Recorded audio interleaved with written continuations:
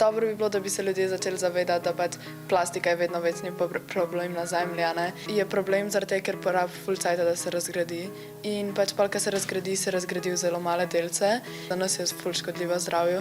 Pač pri, na primer, kakšnih ribah je pa problem, ker so pol tudi nezdrave za nas, da jih jemo.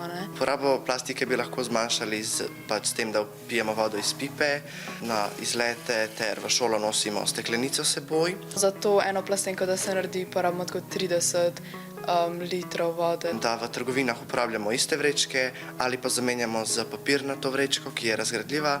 Na naši šoli pač probamo reciklirati. Letos smo na šoli zbirali električne naprave. Oblačila, ki jih več ne bomo nosili. Ker so to zelo nevarni odpadki v naravi, so ti, ki so bili uporabni, dobili novega lastnika.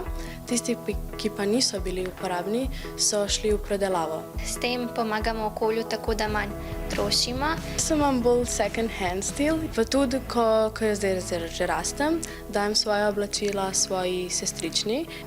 Jaz se drugače večinoma vozim s kolesom in pa z avtobusom. Kadar gremo z avtom, gremo res, kak je bolj daleč stran.